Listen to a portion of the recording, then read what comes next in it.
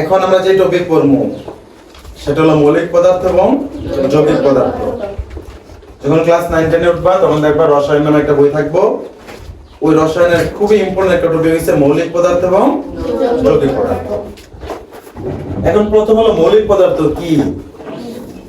মৌলিক পদার্থ হলো সেই সকল পদার্থ যাদেরকে ভাঙলে তুমি ওই জিনিসটা ছাড়া অন্য কোনো উপাদান পাইতা না। যে পদার্থকে ভাঙলে ওই পদার্থ ব্যতীত অন্য কোনো পদার্থ পাওয়া যাবে না, মানে একটা পদার্থ পাইবা। যেমন এই যে দেখো হাইড্রোজেন, এর কয়টা হাইড্রোজেন আছে? দুইটা।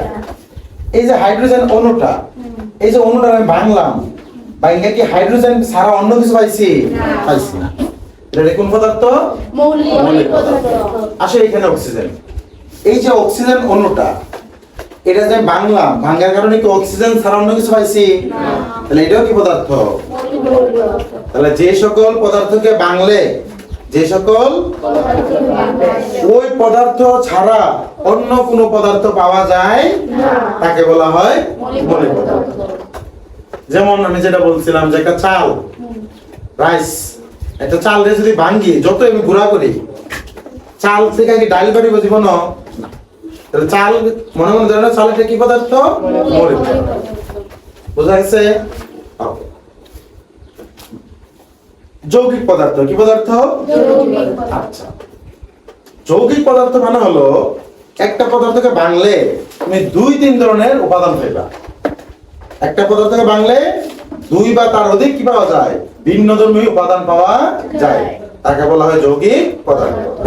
যেমন দেখো, আমরা পানি খাই না, পানির সঙ্গে কিন্তু এটা H2O, H2O। এই যে পানি, পানির ভাঙবসান ভাঙলে দেখো এখানে কয়টা হাইড্রোজেন আছে? দুইটা। অক্সিজেন আছে না একটা? এই সবগুলা কি সেম না ভিন্ন ভিন্ন? হাইড্রোজেন এবং অক্সিজেন দুটোটা কি সেম উপাদান? না। তাহলে পানির ভাঙার ফলে আমি যে উপাদানগুলো পাইলাম সব কি সেম? না, ভিন্নধর্মী না। তাহলে পানি একটা কি পদার্থ? যৌগিক পদার্থ। কি পদার্থ? যৌগিক। আসলে এখানে আমরা যে লবণ খাই না, লবণ, সেই লবণটা বলা হয় sodium chloride. Sodium chloride, sodium chloride. এখন তুমি যে লবণটা ভাঙো, দেখো কি পাইবা? এক পাইবা সোডিয়াম, দুই পাইবা ক্লোরিন। এটা কি বলে? ক্লোরিন। এখন তুমি যে লবণটা ভাঙার ফলে তুমি কি একই ধরনের উপাদান পাইছো না ভিন্ন ধরনের? এটা লবণ একটা কি উপাদান? যৌগিক পদার্থ। লবণ একটা যৌগিক পদার্থ। কথা হচ্ছে বুঝা গেছে? যে উপাদানগুলোকে ভাঙলে, যে পদার্থকে ভাঙলে দুইটা বা তার বেশি ভিন্নধর্মী কি পাওয়া যায়? উপাদান পাওয়া যায়, তাকে বলা হয় যৌগিক পদার্থ। যেমন রকিব, আমি যখন পানিরে ভাঙলাম, আমি কি সব সেম পাইছি? না, ভিন্নধর্মী পাইছি না? এটা যে হাইড্রোজেন, এটা কি অক্সিজেন, দুটো কি সেম? না। তাহলে পানি এটা কোন পদার্থ? যৌগিক পদার্থ। কোন পদার্থ? যৌগিক পদার্থ। সোডিয়াম ক্লোরাইড অর্থাৎ লবণ, লবণের জন্য ভাঙছি, আমি কি দুটোই সোডিয়াম পাইছি? না। দুটোই ক্লোরিন পাইছি? না। তাহলে ভিন্নধর্মী পাইছি না? তাহলে এটা কি একটা যৌগিক পদার্থ। ওকে, সো এই যে মৌলিক পদার্থ, এই মৌলিক পদার্থের অপর নাম হইছে মৌল।